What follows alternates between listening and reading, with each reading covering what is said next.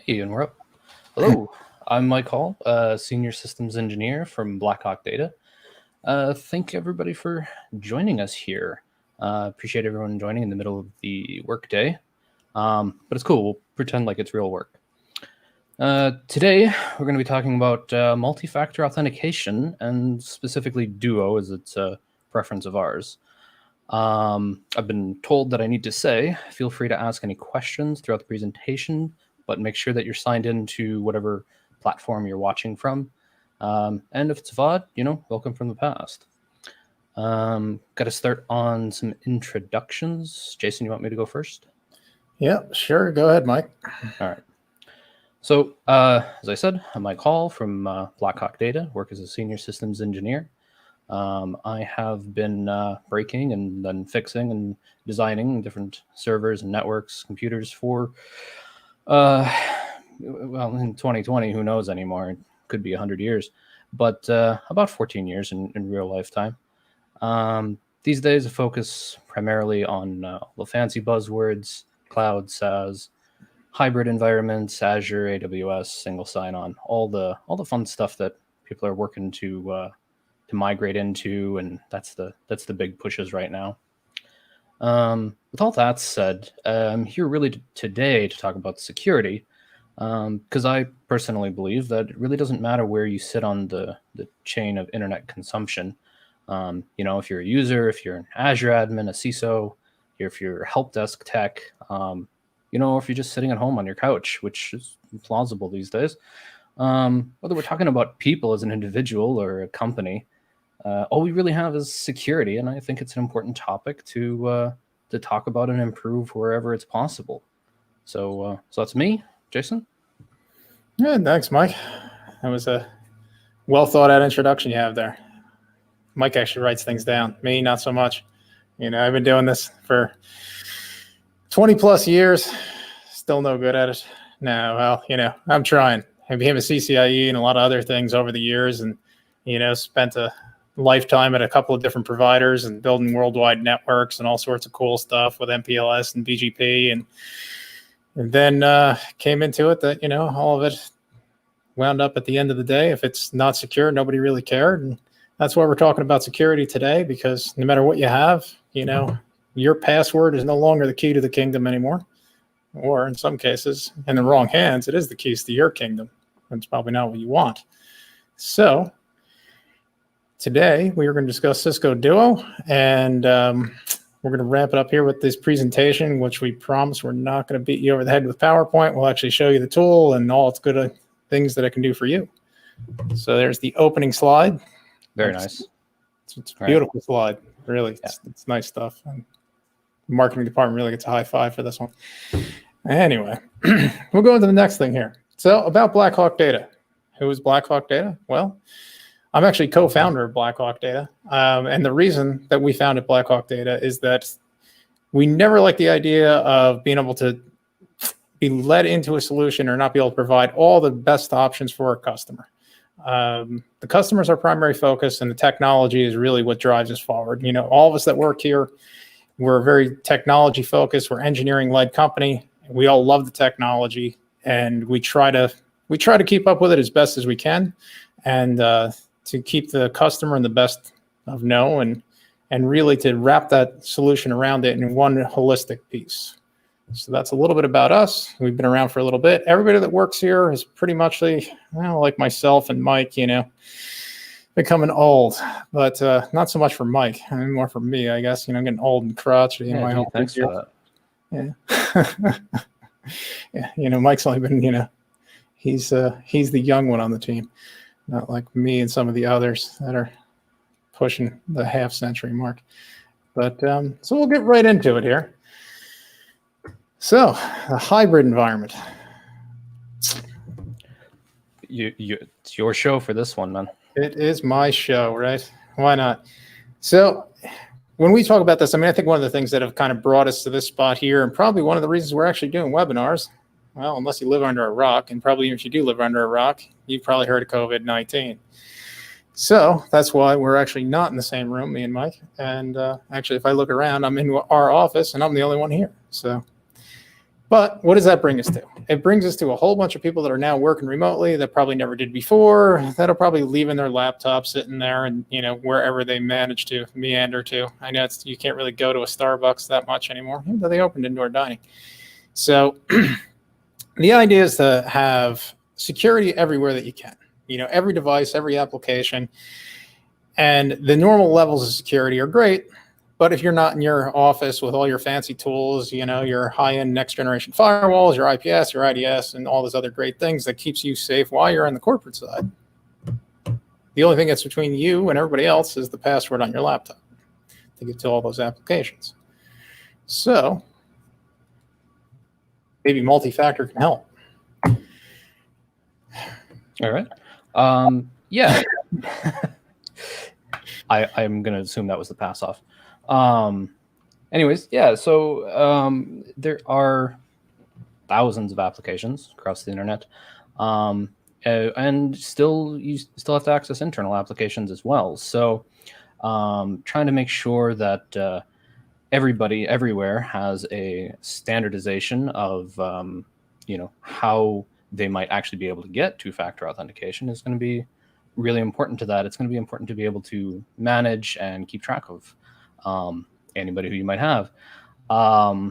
The right now standard is bad actors are going to target remote networks because they're easier to compromise, but at the same time lots and lots of people are now suddenly their entire own remote networks, so it just puts people in a more vulnerable position. It's true. So a lot of people have opened up things that probably were never opened up before. A lot of businesses that have gone remote that weren't remote businesses did a lot of and off the kind of things to get there. They're just not sure where to head from there. So yeah, we need to up passwords. Speaking of it, passwords.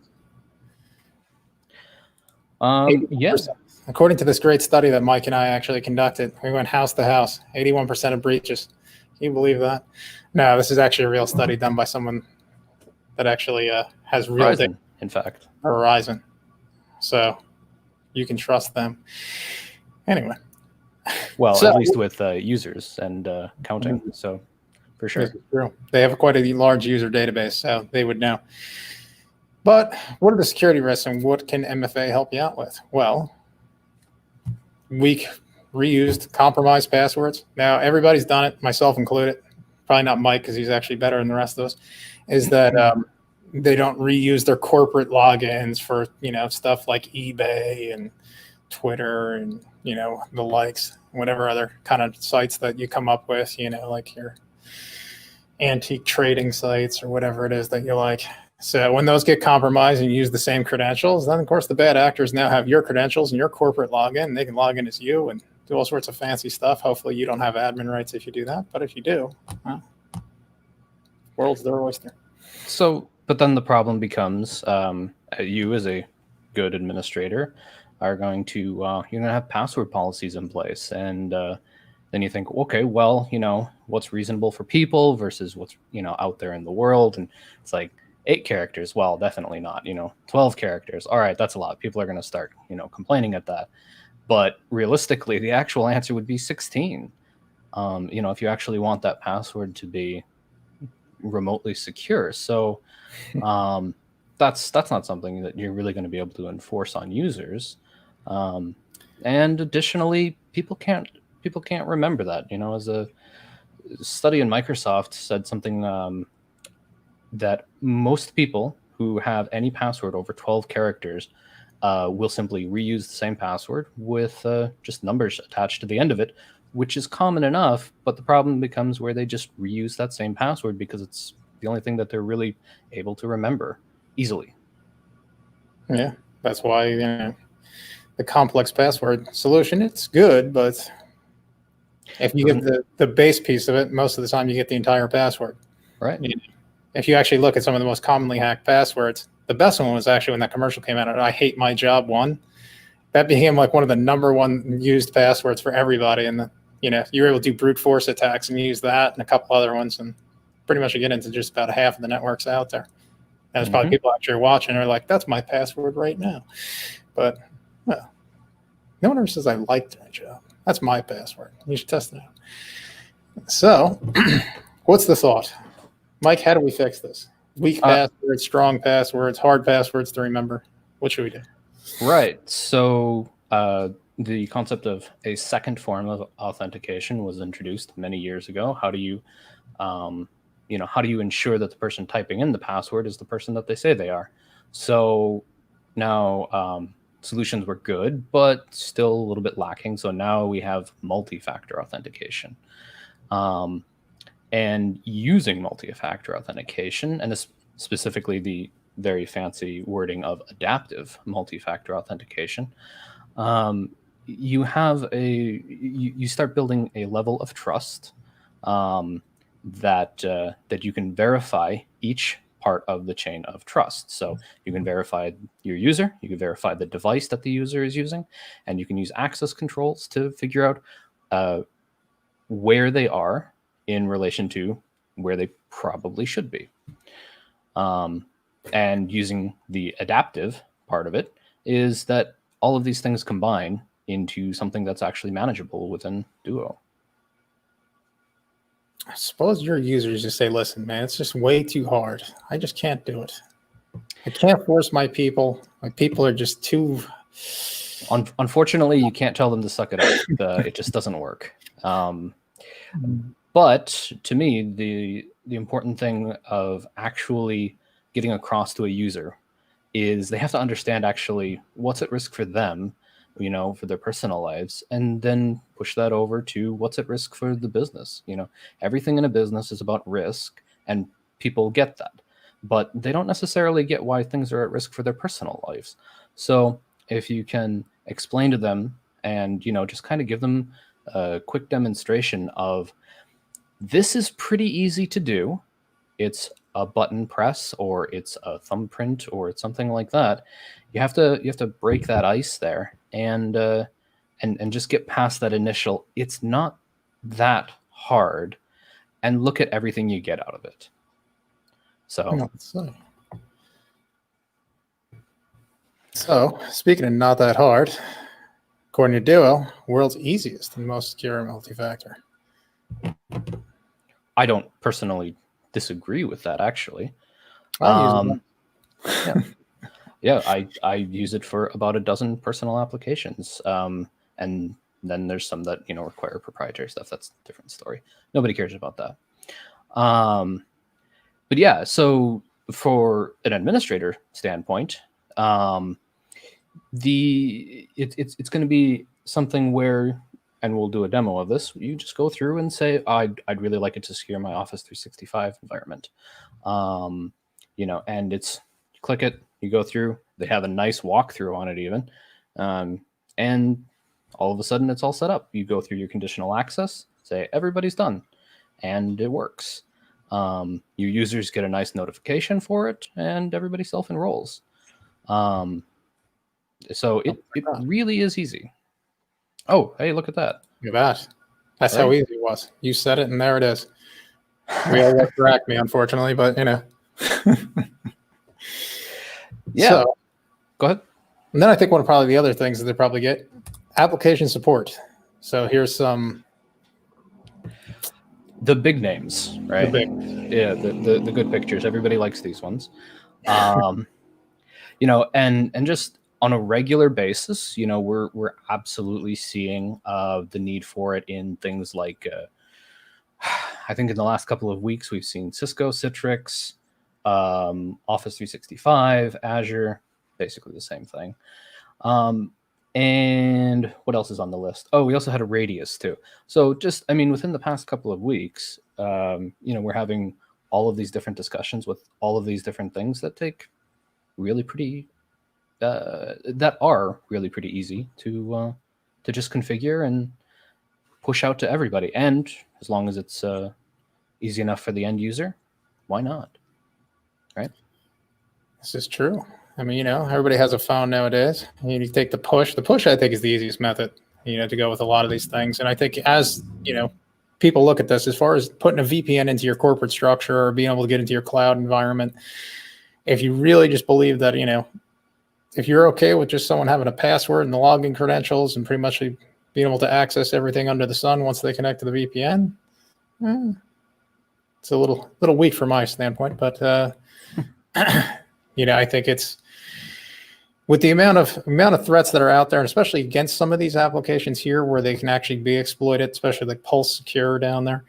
The more layers of security that you can wrap around a lot of this stuff, the better off you'll be in the long run. It doesn't take a whole lot. It's not a big lift to get this deployed, but I think it's from a security aspect, it's probably one of the best things because I was looking for something earlier for this, which used to be a phishing as a service website that we were going to show you guys, where you can go on there and for $5 a month, you can clone somebody's page and then send it back to them and, see if they'll log into it, as a change your password kind of thing for your corporate structure and see how many credentials we could harvest. We were actually going to do that to all you people that logged into this. But unfortunately, they took that website down. I had to find a new phishing as a service site. Actually, anybody that signed in now, we'll see about that. So the other probably great thing for some of the people, depending on the industry you're in, compliance. Who doesn't like compliance? Well, actually, everybody hates compliance. But if you can be compliant, it makes your life a lot easier. But compliance is for safety. Yeah. Yeah, okay. Sorry, I looked away because we have people just kind of checking in a couple comments here. Let's see. Sorry to interrupt. Okay. Oh, yes. Look at that. Can Duo help me gain visibility and control of my BYOD environment? Yeah, actually. That's definitely a couple slides in, but the short answer is yes, due to the previously mentioned system of trust. So yeah, I think we'll hit that in just a couple of slides. Yeah, that's one of the things we'll probably also be able to show you in the demo as well. Kind of the control that you can gain into that environment and how granular you want to be. What kind of access you want to allow to an untrusted device and who the person is and those kind of things. So you get a little bit better of a look into how that all goes. Well, even thinking about that, compromised devices. This kind of goes along with that BYOD scheme because you never know what someone's going to bring in. Who knows what they've been doing with that device, what they've been looking at. Yeah. Anybody who's worked in the administrative position or any place in IT, you don't have to think very hard about it. You probably know. So don't have to dwell on that one. But absolutely, there's the normal stuff too. Just things that don't that don't get looked at or taken care of because it gets missed. It's not on a list of things to do. Things like patching. Surprisingly is a hard thing to make sure that it's actually going through and being done for things like your users' phones. What else? It's one of those things too. I think where Duo could help you out. We'll show you that in the demo. That as far as from a device standpoint, you could see any applications or anything that's on the actual end devices that doesn't meet the compliance standards, or if it's one of those things where they have on-patch systems or even browsers that are out of date and those kind of things, that it can really give you some quick insight into that and and you can set policies based around a lot of those things. I mean, this great data we got from Gartner here, 99%. Nothing like 99%. I mean, that's amazing. But okay, let's we're gonna hit trust. Yeah, trust. So this is what you're talking about here. Bring your own device. Bring your own device. And how do you trust somebody else's device that they brought themselves? Just within the phone itself, actually, I remember when this nice little bit was introduced, and it was like, oh, hey, wow, it actually rather is annoying that it bothers me that my phone is not quite up to date here.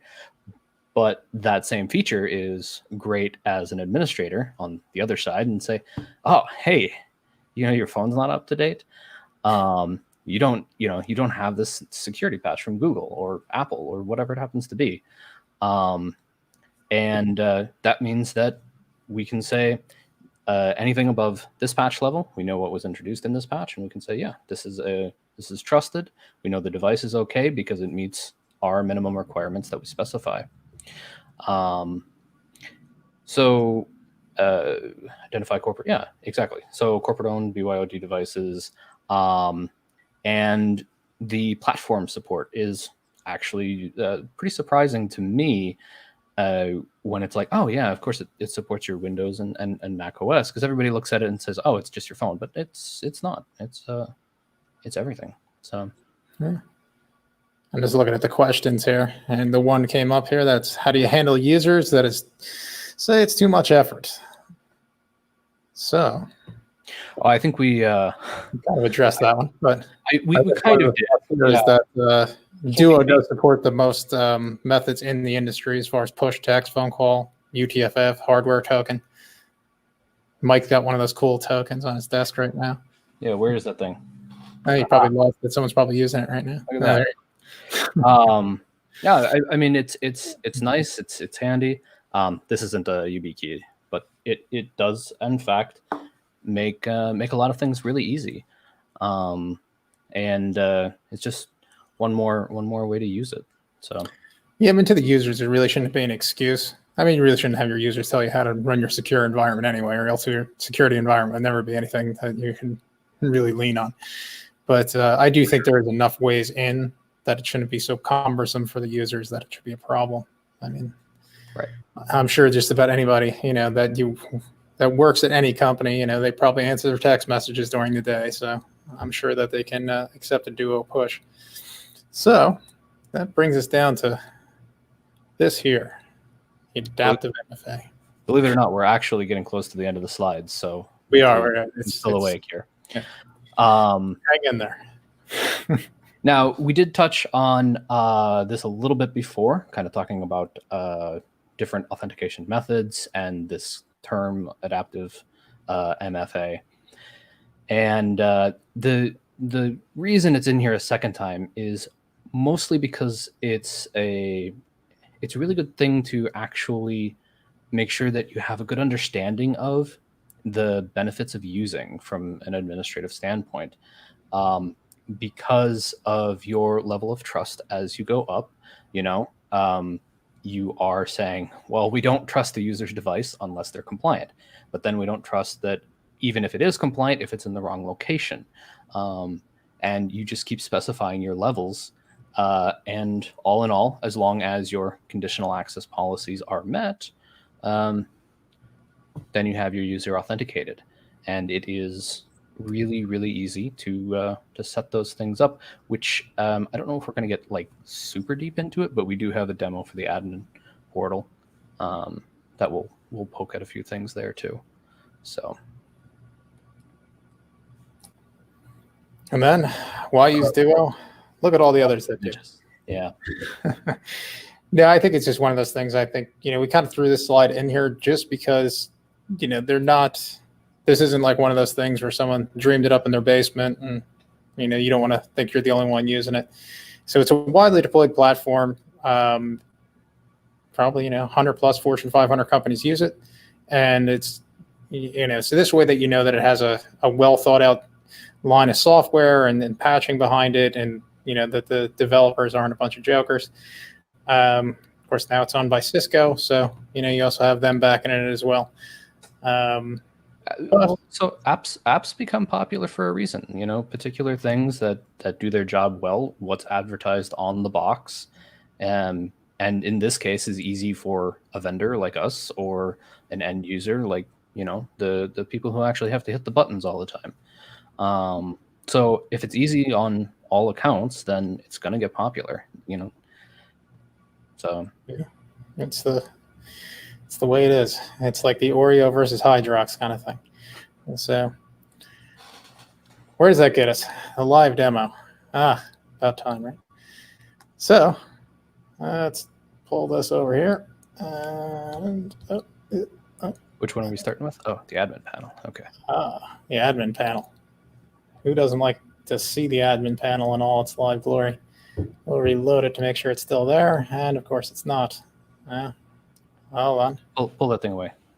We will. We'll have Mike talk over this for a second. Oh, okay. So, while you're doing that, I will. And I got logged out of my own admin panel. So. All right. Well, I'll tell you what. We have a couple extra slides after this, so I'll just talk about those while you're getting logged in. We're going to be doing a bit more of this stuff. We're going to have a security roundtable coming up. We should unshare your screen. Perfect. So yeah, we have things like a security roundtable coming up, in which we're just going to kind of be talking about security things as they come to mind or as people ask, that kind of thing. It actually should be pretty fun, I think. Bunch of our engineers and stuff like that. So yeah, the security roundtable is going to be one of those things where it's more of a free form kind of situation where it's not really tied to anything. You come in, have any kind of ideas that you come up with, whatever it might be. All right. Technical question. How do you import, manage, and maintain hundreds or thousands of people? Yeah. So the administration side is going to, well, we'll click on it in the demo here, but there's a number of ways to get the users in there. My personal preference is to use something like an Azure or a Windows AD controller and just have it sync in. It's very easy to set up. It pulls in your groups if you want it to. You tell it which groups you want to have synchronized, so that you don't have extra users in there and you're not paying for extra licenses.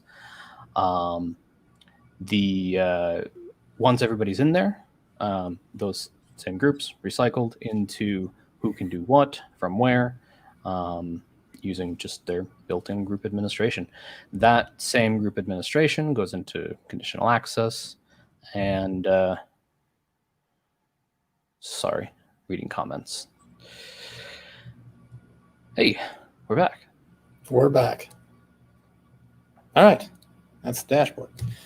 So hopefully I don't get kicked out this time. Well, just click some buttons. We'll get somewhere eventually, right? So this is the high-level dashboard, a view that you get when you first log in. Tells you all the good stuff, authentications, the authentication log, who got denied, what they were using, where they were. Like you see there, Microsoft Active Directory. In my experience, the dashboard is a little bit more practical to kind of get a good look at if there's less than 1,000 people in there, because too many people and you're going to want to look at the reports section. So, but it is nice to just kind of have a general like, hey, here's a cool chart. Everything's looking pretty green across the board. So a little bit of red. Cool chart. So let's see. We'll start out with some device insight. Let's see where that takes us.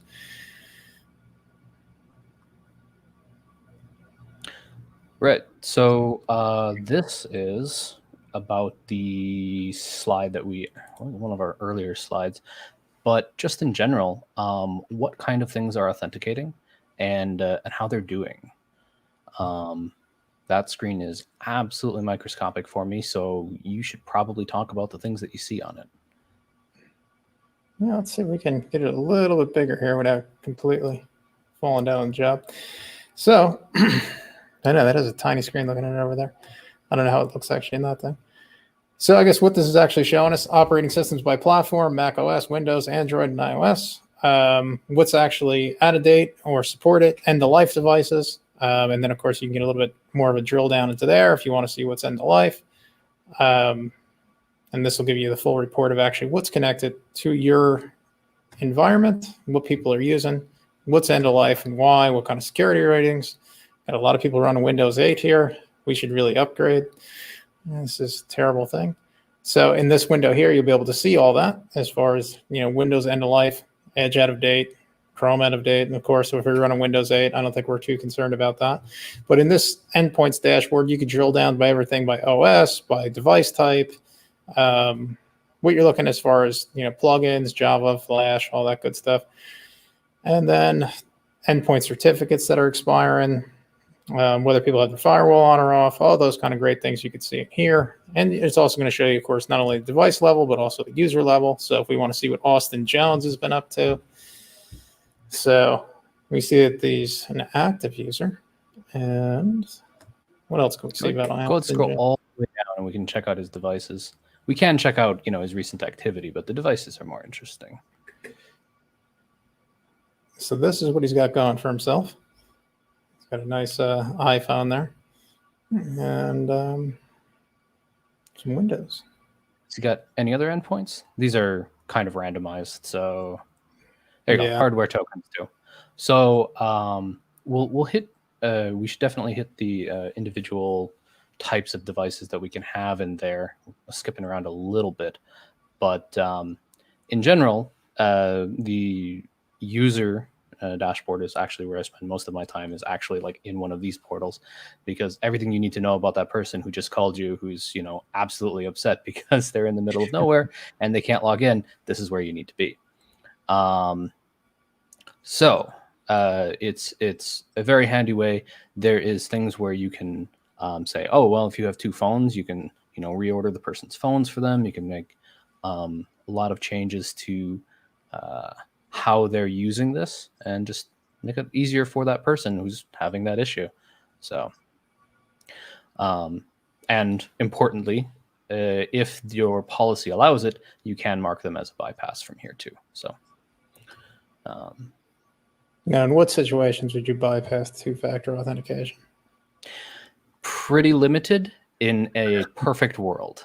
In a perfect world, you would never bypass. In the real world, you would bypass pretty much if the person is on the phone with you at the time when they're trying to log in, and you can verify, oh, yep, okay, you lost your phone, get it, okay, we'll let you bypass for this login so you can get your email, so you can set up your new two-factor device. So yeah, I agree with that. So that takes us into policies. Well, I can get granular in policies. Yeah, this is, of course, a demo set of policies, and it's super extensive, so I'm not going to hit everything. But in general, it is a who, what, where, and how, right? Multi-factor, adaptive multi-factor specifically. Gotta get that in there, Yeah, it's a game changer. Yeah, feel free to hit a couple there. Like I said, I can't read them at all, so I'm just going off of memory mostly. So what we're doing here, if you want to restrict by operating system, you can lock it down by that. Same the block land of life versions of either the applications themselves, like Chrome or whatever it is, or any of the other operating systems that are in here, Mac OS or Windows. So you can pretty much be blocked by anything into there. You could allow certain things as far as what networks they're coming from, if they have the screen lock enabled. There's a great deal of granularity that you can get into depending on what you want to do, as far as whether you want to remember devices, the device health applications, as far as is your device patched, all your applications patched, are you up to date on everything, do you have full disk encryption? This here brings you into the spot of an ASA and what you'd want to be able to do that, whether you're going to be sitting here with VPNs and things along those lines, and what you're actually going to be allowed in.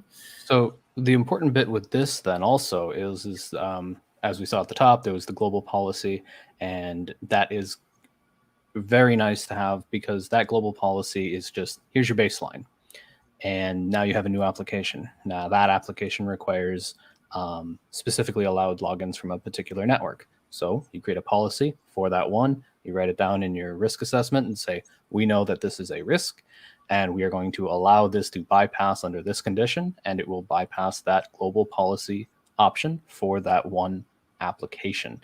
And you can just have as many as you like in there. Whatever you happen to be using, that's what you write a policy for. Yeah. Applications. I figured you mentioned it, so we must take a look at it. Sure. And see how easy it is to really add an application, or how many applications. We can just take a look at this. It'll show us how many applications the Duo really does protect right out of the box without a whole lot of effort. I'm not in here every day, but it usually is updated every time I do come in, which is actually pretty interesting. Once you get everything set up, you don't need to add too many applications, but it's a pretty impressive list, I think. Going all the way down to a couple months ago, I was setting up an open VPN server, and there's a wiki article. There's a click box in here. You go ahead, you hit protect, you follow their little instructions. It's a little script you put in on your VPN server, and it works. It is easy, to say the least. So. Yeah, I gotta say, as far as from any vendor or any kind of thing like that, I mean, the documentation, I gotta say, it is far above anybody else's I've seen as far as what Duo has. As far as their deployment documents, they're fantastic. But you can see this is a great deal of applications here. So I mean, this probably covers a lot of corporate application uses. Are probably all covered by this, probably straight out of the box. Like if we look at something like this, like Office 365. 365. Yep. That's probably exactly the big one. And there's what Mike was talking about, OpenVPN. Let's take a quick look at the documentation, I guess, and show you what it looks like. While it's loading, I have a note here to ask a question. It says, can Duo remote wipe my end user's phone? Yeah, so I gather that's a common question, but the easy answer is no. It's not an MDM solution. You would definitely want to, I would say, pair it with an MDM solution, but the capabilities that it has for the device monitoring is really just that. It's more about the monitoring than it is about the control aspect. So if you want to make sure that your devices are fully controlled, that are BYOD, you'd use like a work profile in Google, or I forget what it's called in the iPhone, the corporate policy stuff. So no wiping anybody's phone. At least not with Duo. Nah, you do it in other ways, but Duo is not for that, but you can control a lot of different things with Duo. I mean, it's not an MDM as you stated, but you can control as far as, the corporate applications on the phone and things along those lines.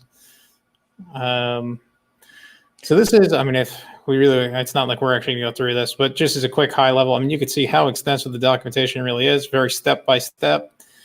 I mean, and, for us to do it, Mike's done it a whole bunch of times, so it's not really that hard for him. But you can see it's one of those things that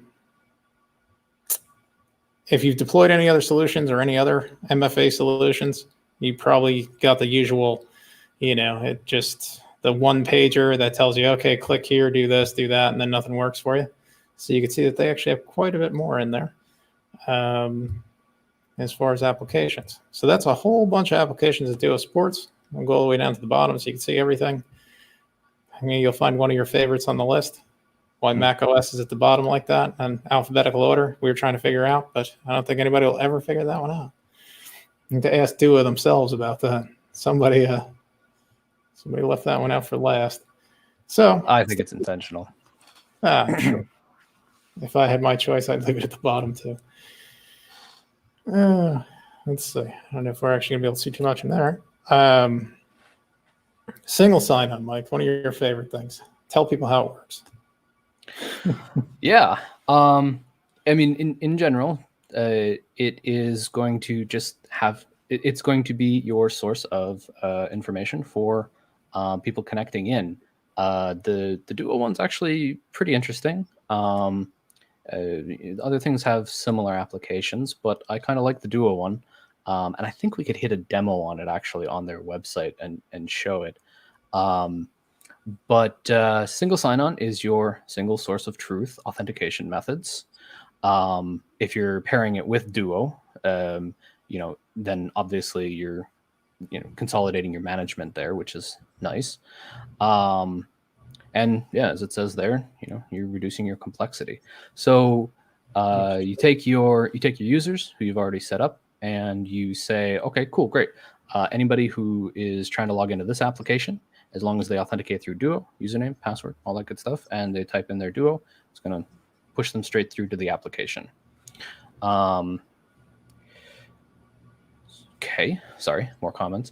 And yeah, I mean that's a basic system of single sign-on. Is you want the seamless applications to go from one username, one password, one multi-factor authentication, and say, oh, I'd love to be able to log into Office with that, and I want to be able to log into AWS with that, or AnyConnect, whatever it happens to be. That's what we want to have our single sign-on with. Oh yeah, the list of Abigails, right? That's what we're looking Yes, at. yes. This is one of the things where, as you can see, Duo can scale. We got 24,000 users here in the system. A number of them are named Abigail. Very popular name in our region. Very popular. Yes. We like this name quite a bit.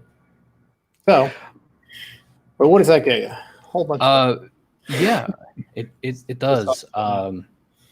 If for smaller deployments, this just kind of hanging out in this screen is nice to be around and everything like that.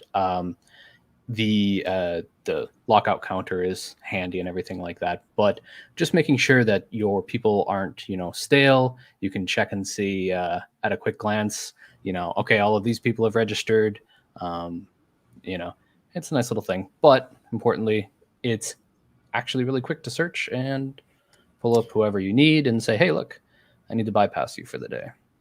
Yeah. Hopefully not. That's the best thing about it. You go in there, search for a user, you find out what they're doing and why they're complaining, or if they're actually showing up to work or not. Because you could say, hey, this person hasn't actually logged in 16 weeks. Why are we paying them?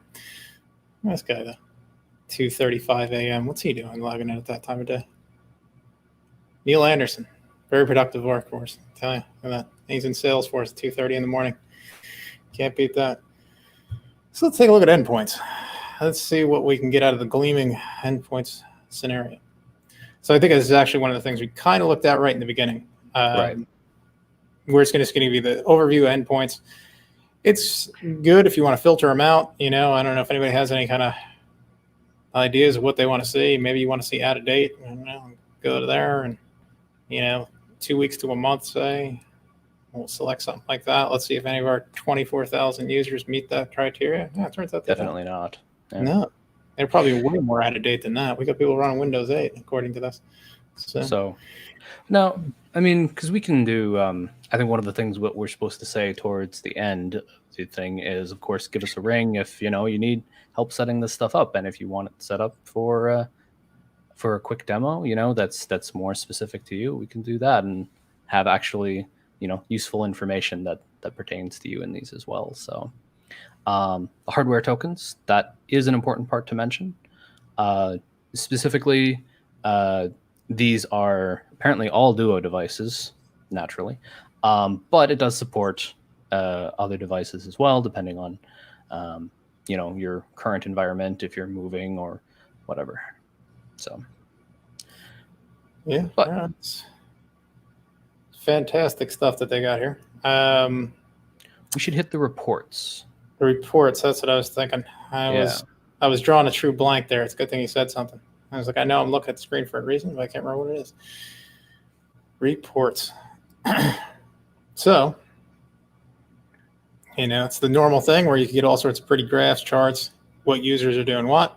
And then, of course, you could export the reports. Whoever likes the JSON format, the CSV, or normal print, you can do that as well. I'm a JSON guy. I like JSON reports. JSON's a great format. So we can get all sorts of reports out of this thing. This one's running a little sluggish here. There's probably no actions actually in this one. Probably not. Let's look for the single sign. That's okay. It's a problem with the demo environment. There's really not that much in the reporting structure. So, but it is important to mention that due to the awesome, actually, I really do like it, the reporting features.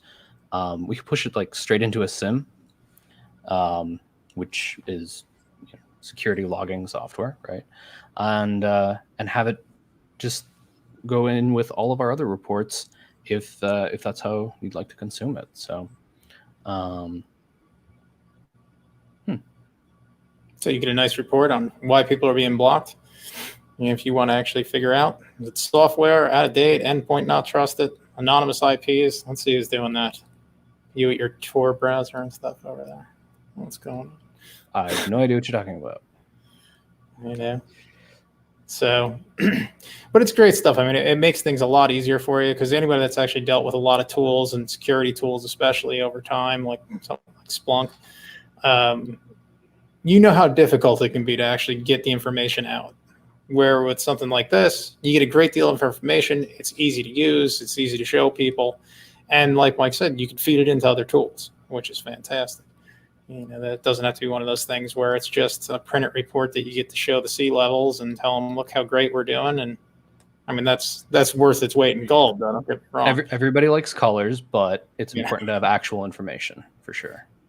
So that's so there's a whole slew of reports in here. You can do all sorts of things in there, whatever you want to do it. And then, so that's pretty much at a high level. Of course, we could touch on this. You create the custom groups, so this way that you can segment people into groups through policies. All the, I mean, that's pretty standard administration stuff. I suppose if somebody really wanted to, we could do that as part of a personalized demo type thing and really go through those, because it's really going to be dependent on somebody's environment for sure, I think. No, definitely. I think, like Mike mentioned before, I think, the best thing you could always get with this tool is request the demo. The demos don't cost you anything. We could always set them up for you for free. We do them all the time. So, and you never seeing the demo in here or any of the other demos that you're going to get online or any of those kind of things, it's not going to give you the true feel of the tool like it does in your own environment. And, people are always amazed actually what their own environment does look like once they do enable some of the pieces of Duo and the kind of information they can get out of it and how useful it can be to you. So, and it's not a huge lift either. It's not one of those things where, it's not like replacing a data center or something along those lines. It adds on rather easily to most things. So yeah, getting it into a couple friendlies' hands, people who like the tech department, hopefully every company has at least a few of those.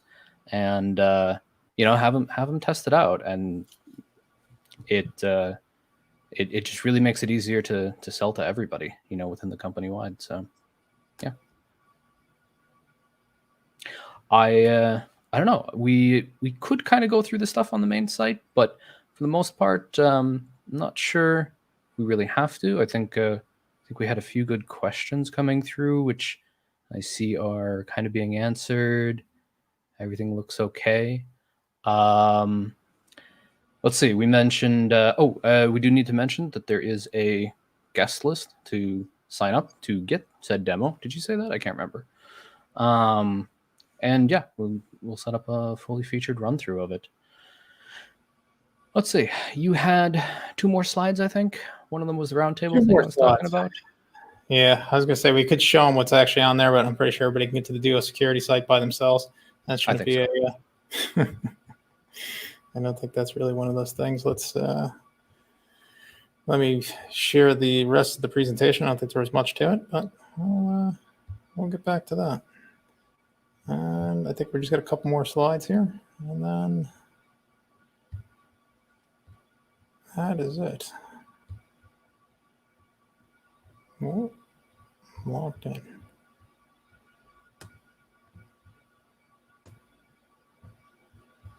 I actually run out of things to make up to say here, so it's all on you, man. It is all on me. This is I am stuck on my slides. I was starting from the beginning, and I don't want to show anybody that again. There's a question. Is additional layer of security still not good enough? They need to get. Oh, it's a comment. Not a question. Yes. Excellent. We can talk about onions.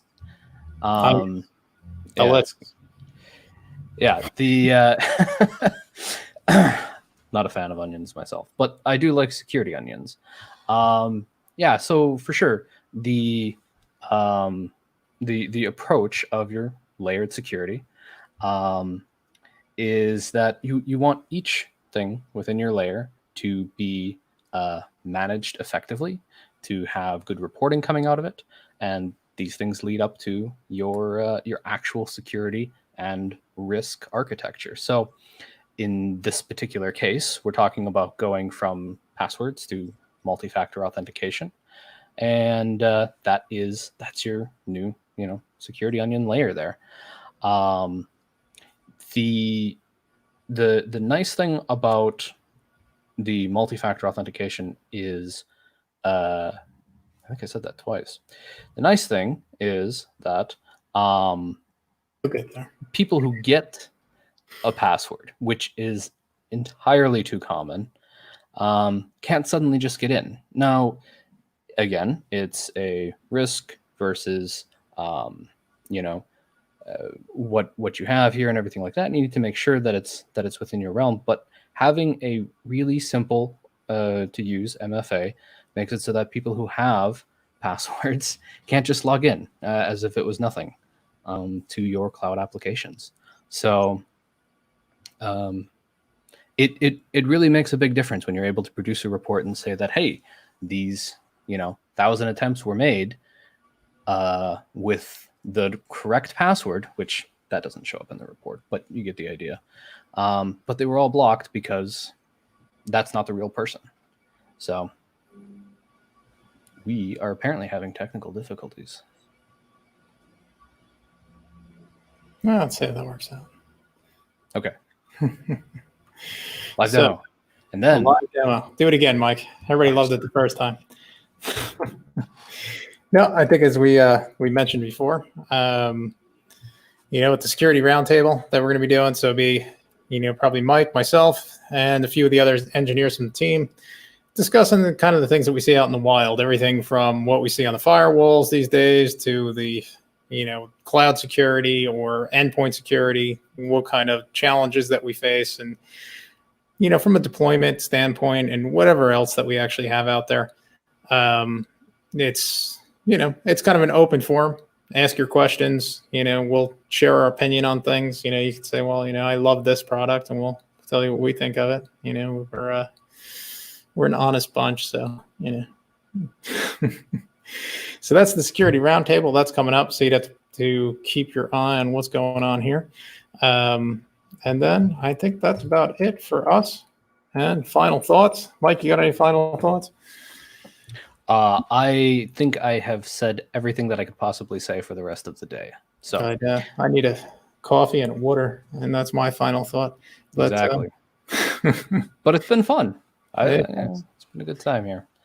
Yeah. So thanks everybody for taking the time out of your day to watch what we're doing here, and hopefully that you got something out of it, and we can hear from you. And if you want to see any other things that we could look through, or you want to see a demo, or you want to see us break something, we're good at that. So send us a note. Okay, I think I just saw the question pop up there, so we'll grab it before we disappear. How is the dual licensing laid out? And yes, it is by volume of users. Depending on if you want to buy direct or if you're going through a vendor, there's usually different setups that you can go through with them. But yes, it is on a per user basis. So I figured I'd just throw up the quick chart there. That's the Duo cheat sheet. So I had it handy. So this is your different levels of Duo licensing. So if you have the normal MFA, the access, or the beyond, and those are kind of the features that you're going to get with it. So depending on how much visibility you want into your endpoints, if you want that visibility, you're going to need to have Duo access. If you're strictly looking for just the MFA and the SSO cloud apps, Duo MFA will definitely do it for you. Duo access is probably the most popular. So depends on what you're looking for, what your needs are. Absolutely. So all right. I don't see any more comments. I think we're good to be wrapping up. That's good. All right. Thank you everybody for joining. I think we're killing the stream here. All right.